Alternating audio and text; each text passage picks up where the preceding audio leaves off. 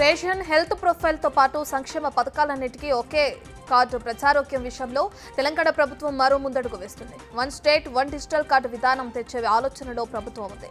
ఇక రాష్ట్రంలో family digital కార్డులు ఇవ్వాలని భావిస్తుంది. అందుకు పైలట్ ప్రాజెక్టుకు అవసరమైన చర్యలు చేపట్టాలని ఆదేశించారు సీఎం రేవంత్ రెడ్డి. తిరుమల ప్రసాదం కల్తీ విషయంలో ప్రాయశ్చిత్త దీక్ష నిర్వహిస్తున్నారు డిప్యూటీ సీఎం పవన్ కళ్యాణ్. ఇందులో భాగంగా ఇవాళ విజయవాడ కనకదుర్గ అమ్మవారి ఆలయంలో శుద్ధి కార్యక్రమం నిర్వహించనున్నారు. కనకదుర్గమ్మను దర్శించుకుని ఆలయంలో ఈ శుద్ధి కార్యక్రమం చేపట్టనున్నారు పవన్. చేనేత హస్తకళల రంగంలో ఉన్న వారి అభివృద్ధికి నూతన విధానాలు అమలు చేయాలని ముఖ్యమంత్రి నారా చంద్రబాబు నాయుడు అన్నారు. మారుతున్న కాలానికి అనుగుణంగా ఉత్పత్తుల తయారీలో మార్పులు చేపట్టి చేనేత హస్తకళాకారుల ఆదాయం పెంచే మార్గాలు అమలు చేయాలన్నారు. గత ప్రభుత్వంలో ముఖ్యమంత్రి దాదాపు 2 సంవత్సరాల పాటు చేనేత, జౌళి, హస్తకళలపై కనీసం సమీక్ష నిర్వహించలేదని అధికారులు తెలిపారు. విజయ డైరీకి పాలు పోసే పాడి రైతుల పెండింగ్ బకాయిలు చెల్లించేందుకు ప్రభుత్వం 50 కోట్లు విడుదల చేసింది. పాడి రైతుల పెండింగ్ బకాయిలను ఇవాళ చెల్లిస్తామని విజయ డైరీ యాజమాన్యం తెలిపింది. పాల బిల్లుల చెల్లింపులో జరుగుతున్న అలసత్వంతో పాడి రైతులు తీవ్రంగా ఇబ్బందులు పడుతున్నారని, వారి బాధలను అర్థం చేసుకునే బిల్లులను చెల్లించడానికి ప్రభుత్వం నిధులు మంజూరు చేసిందని తెలిపారు.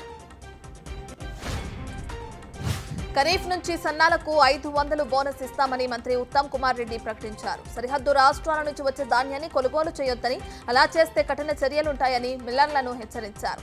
ధాన్యం కొనుగోలుపై ఆయన అధికారులతో సమీక్ష నిర్వహించారు. ప్రభుత్వం ప్రతి గింజను కొనుగోలు చేస్తుందని తెలిపారు. ఏపీలో 10th పరీక్షలకు రంగం సిద్ధమైంది. అక్టోబర్ 3 నుంచి 21 వరకు రాష్ట్రంలో 10th పరీక్షలు నిర్వహించనున్నారు రాష్ట్ర పాఠశాల విద్యాశాఖ ప్రకటించింది. దసరా పండుగ నేపథ్యంలో అక్టోబర్ 11, 12 తేదీల్లో మినహా మిగతా తేదీల్లో టెట్ పరీక్షలుంటాయని వెల్లడించింది.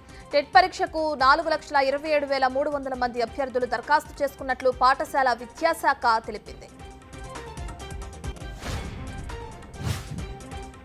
ధర్మవరం సబ్ జైలు వద్ద జరిగిన ఘటనపై క్లారిటీ ఇచ్చారు కేతిరెడ్డి వెంకటరామరెడ్డి. ఏమీ లేని సంఘటనను కావాలని రాద్ధాంతం చేశారని దుయ్యబట్టారు. తాము 5 ఏళ్లు అధికారంలో ఉన్నప్పుడు ఇలాంటి ఘటనలు ఎప్పుడూ జరగలేదని గుర్తు చేశారు. తాము తిరిగి అధికారంలోకి రాగానే ప్రతి ఒక్కరి లెక్క సరిచేస్తానని వార్నింగ్ ఇచ్చారు.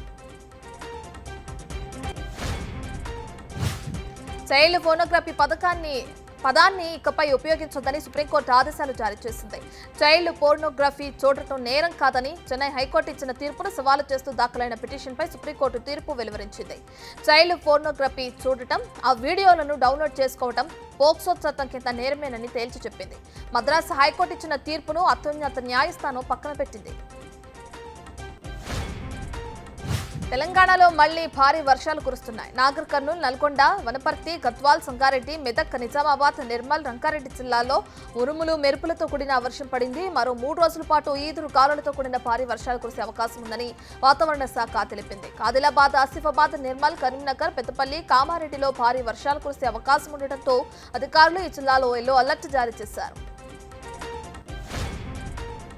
హెజ్బొల్లాను ఇజ్రాయెల్ టార్గెట్ చేసింది. హెజ్బొల్లా స్థావరాలనే లక్ష్యంగా దక్షిణ లెబనాన్పై ఇజ్రాయెల్ భీకర దాడులు చేసింది. నిన్న ఒక్కరోజే 300కు పైగా లక్ష్యాలపై విరుచుకుపడింది.